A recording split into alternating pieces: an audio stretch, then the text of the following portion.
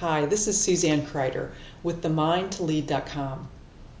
This is video number 7 and the final one in our series called How 7 Leaders Stopped Making 7 Brain-Based Mistakes During Accountability Conversations. Mistake number 7 is closing your heart. Now, we don't tend to think of the heart as being associated with the mind, but actually it is. There's very interesting research that's been going on for many years in Richard Davidson's neuroscience lab at the University of Wisconsin-Madison. His laboratory team has been studying for many years the brains of very evolved and experienced Tibetan monks. People who have spent tens of thousands of hours, sometimes 20, 30, 40,000 hours in silent meditation practice. And his lab was curious, are their brainwaves, are their brains, are their minds different than the average person?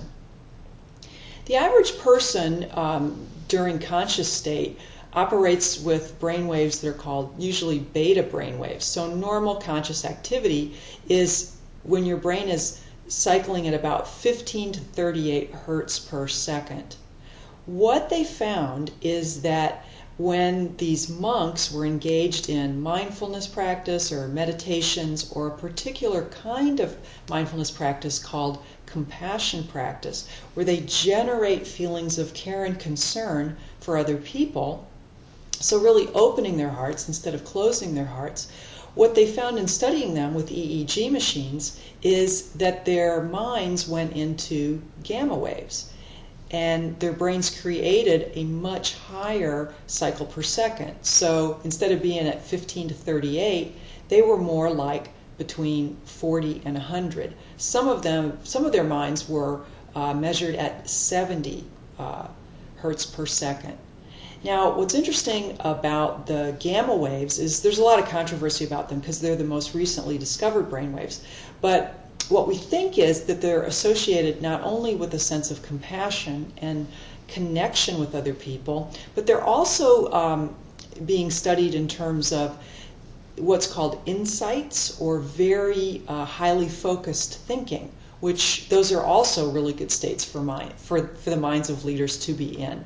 So let me tell you a quick story about a leader who used this compassion approach in a very difficult situation. I talk more about the backstory with Sherry in my book, but basically what happened is she was promoted to an executive vice president level, and within a couple months the company realized, she worked for a small civil engineering company, and they realized that they had to let some people go.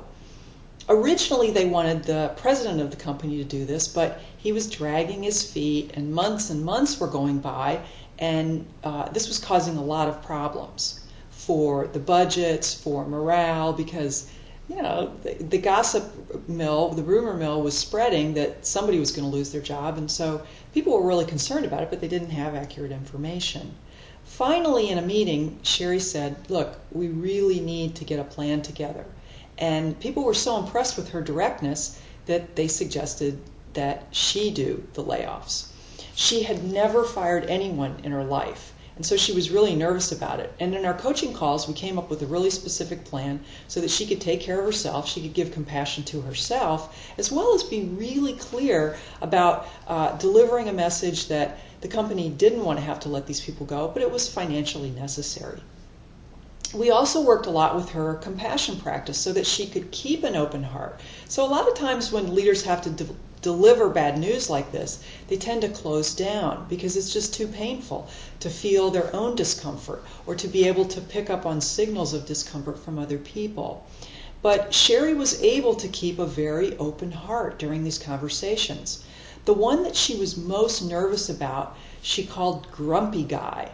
And she said there's really a possibility that he could become hostile or even violent because he was just a very aggressive personality style. So we planned very meticulously what she would say and do if she picked up on any signals that he was becoming angry. The bottom line to Sherry's story is that she was incredibly successful. Not only did all the people accept and really, they were very gracious in accepting her bad news. But Grumpy Guy in particular, she said, was the most pleasant and actually the most accepting of everyone. So that was a pleasant surprise for her. And what Sherry learned was that if she can stay calm, she can set a tone for a meeting and a conversation. And people often pick up on that tone and realize that they don't have to get upset. And the company was there to help these folks get placed somewhere else. So the main points here are to have a plan when you have to deliver bad news. Be sure to take care of your own feelings before the conversation, and then see to what extent you can open your heart in an appropriate way. Not to open your heart just in a boundless way, but to protect yourself when necessary. And then when you are having to deliver bad news, to realize that it's okay to connect with people at that human level. And by doing that, you're not only reducing your own stress, you're reducing the other person's stress and really allowing both of you to be much more effective. Thanks so much for listening and participating in this video series. And please do be in touch. I'm at themindtolead.com if you have any questions about how I can support you to struggle less as you become more engaged with creating lasting change. Thank you.